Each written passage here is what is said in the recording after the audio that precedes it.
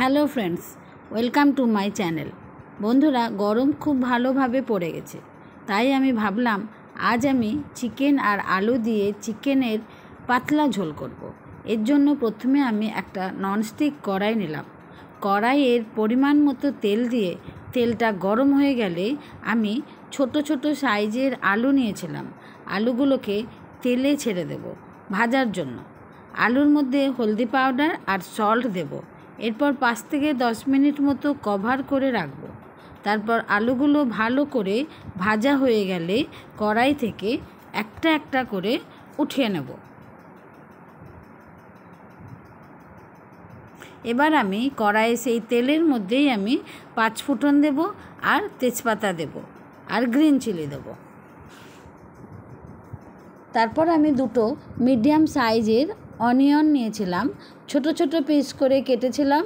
ভালো করে তেলে দিয়ে ভেজে নেব। লাল লাল করে পেঁয়াজের কুচিগুলোকে আমি ভেজে নেব।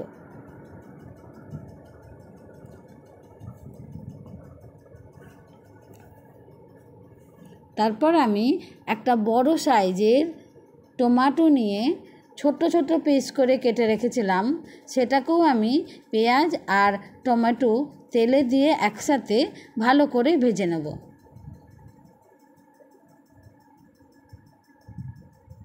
এবার আমি জিঞ্জার আর গার্লিক পেস্ট তেলে দিয়ে ভালো করে নাড়াচাড়া করে নেব।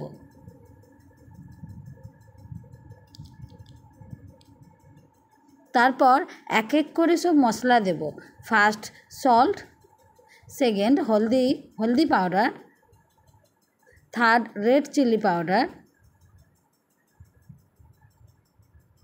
ফোর্থ হচ্ছে চিকেন মশলা পাউডার।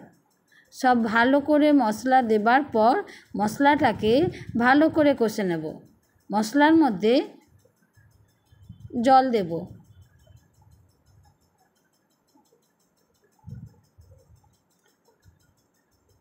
মশলার মধ্যে পরিমাণ মতো জল দেব, দিয়ে মশলাটাকে আমি ভালো করে কষবো।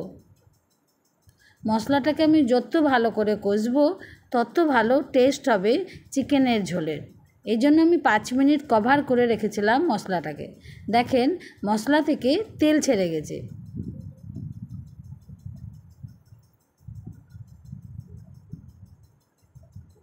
এবার আমি মশলার মধ্যে চিকেন দিয়ে দেব, দিয়ে কষবো মশলা আর চিকেনকে।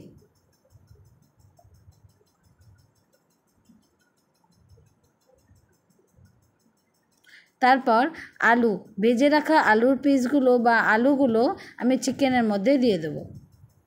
দিয়ে মশলা আর আলু, চিকেন আর মশলা তিনটেকে ভালো করে আমি কষে নেব।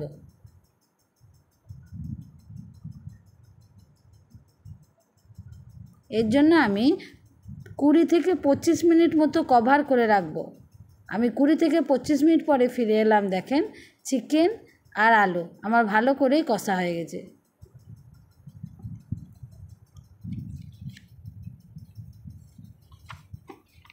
তারপরে জল দেব।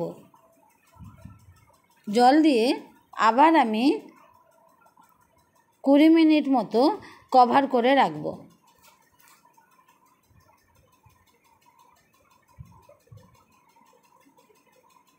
কুড়ি মিনিট মতো কভার করে রাখবো। তারপরে ফিরে এলাম। দেখেন, চিকেন আমার রেডি। চিকেন আলুর পাতলা ঝোল আমার রেডি। এবার আমি গরম মশলা দেব।